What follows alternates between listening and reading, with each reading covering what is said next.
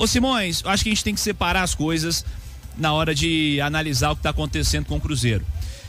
É evidente que um time que tem 12 vitórias com um comando técnico e venceu apenas 2, existe aí um problema. Isso é muito claro. Não dá para ignorar os números, não dá para ignorar a porcentagem do aproveitamento, não dá para ignorar a ausência de vitórias.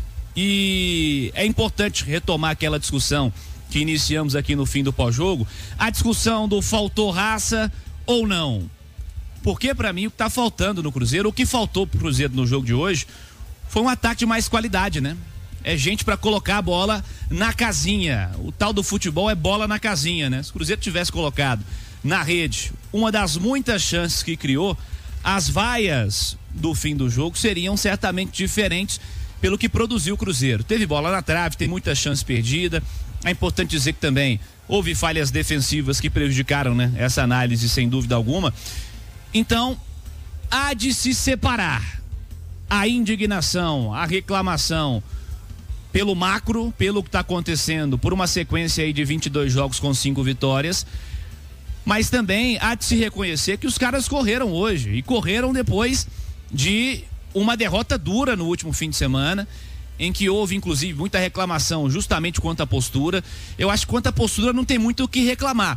O que fica de preocupação é o ataque, porque o ataque do Cruzeiro vai ter que ser Veron e Lautaro, e o Veron deu uma assistência belíssima hoje pro gol do Pereira. O Lautaro não fez um grande jogo, mas o ataque do Cruzeiro vai ser esse até o fim do campeonato, com os meninos aí ganhando um pouco mais de minutos nesse fim de ano, porque o Caio Jorge machucou e a lesão muscular provavelmente ele vai perder espaço. Então assim, entre a ausência de qualidade para concretizar jogadas e falar que houve falta de vontade, falta de raça, eu acho que é uma diferença grande, Simões. Sem dúvida, Cirilo. Tem um ponto que a gente não pode deixar de destacar, foi o 10º gol do Cruzeiro do Diniz.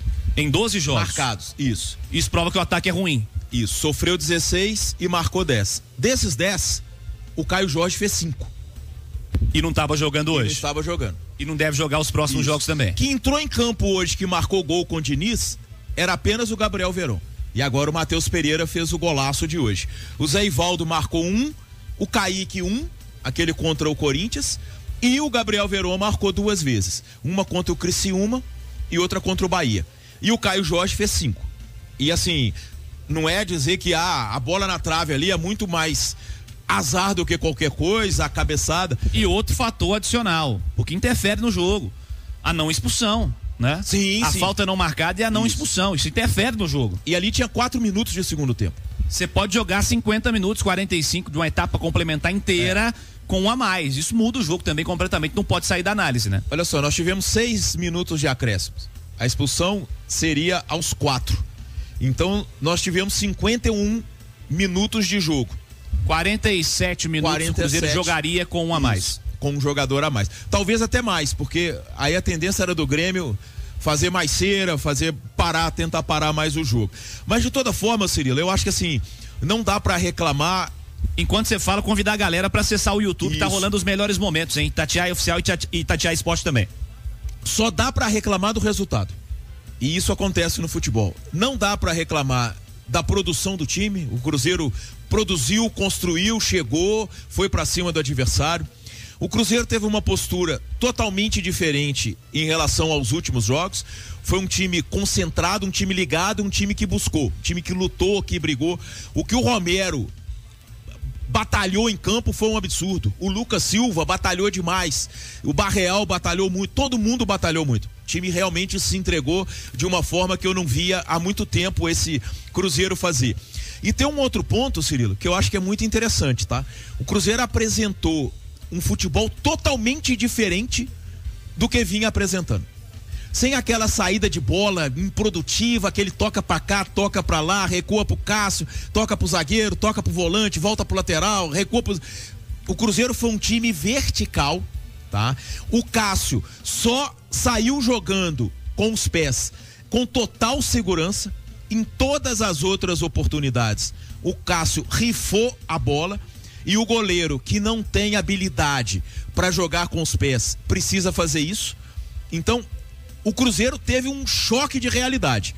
Eu não sei se isso foi uma coisa natural dos jogadores, claro, a postura do Grêmio pode ter colaborado, mas de toda forma não lembrou em momento algum o Cruzeiro do Diniz, se a gente pegar o recorte dos 11 jogos anteriores e principalmente da passagem dele pelo Fluminense.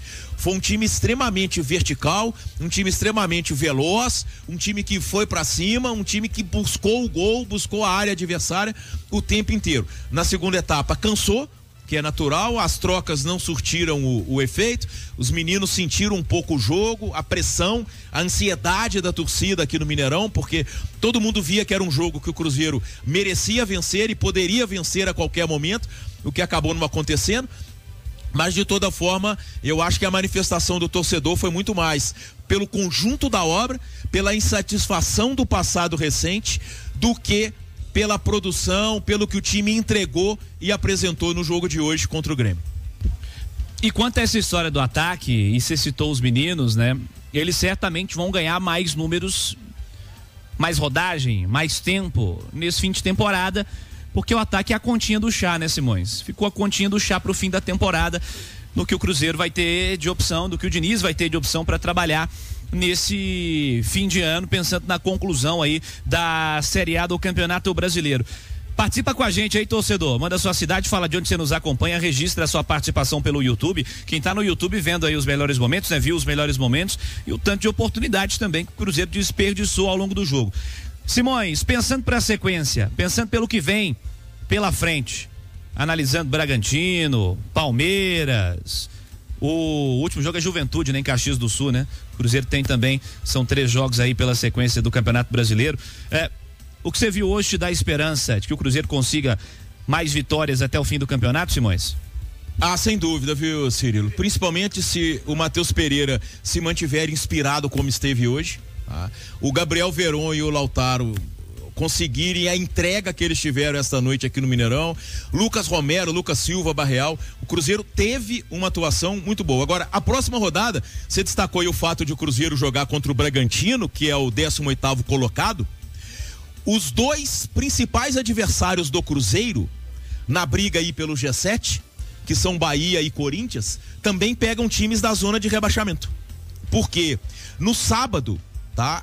Às 7h30, após a final da Libertadores, a gente tem Cuiabá e Bahia na Arena Pantanal. Lembrando que o Cuiabá está matematicamente rebaixado. Então, um Cuiabá já rebaixado recebe o Bahia no sábado e no mesmo horário, lá no Heriberto Ulce, o Criciúma, que é o 17º colocado, a 1 ponto do Fluminense, que é o 16º, recebe o Corinthians. Então o Cruzeiro, ele vai entrar em campo no domingo, sabendo dos resultados de Bahia e de Corinthians. Se ambos empatarem, o Cruzeiro se mantém na 7ª colocação. O Cruzeiro só perde posição para eles em caso de derrota. Agora, o lado negativo do empate de hoje é que com ele, o Cruzeiro está matematicamente sem chance de vaga direta à Copa Libertadores se a gente tiver um G8. E a gente só tem G8 se o Botafogo for campeão da Libertadores. Se o Atlético vencer, se mantém o G7. Por quê? O São Paulo, que é o 6º colocado, já tem 59 pontos. 11 a mais que o Cruzeiro, que só disputa mais 9 pontos.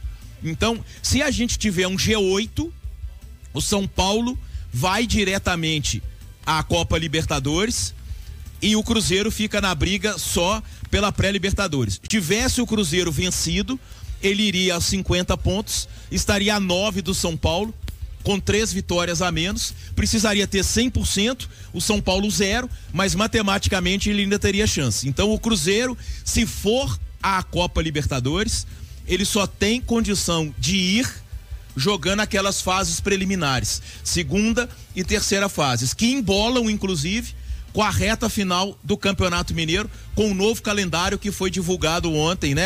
Foi divulgado pela CBF o calendário, mas as datas do Campeonato Mineiro foram divulgadas ontem pela Federação Mineira. É um começo de calendário complicado, né? Para todo mundo do ano que vem. Não só o começo, né? O calendário todo é complicado pro ano que vem.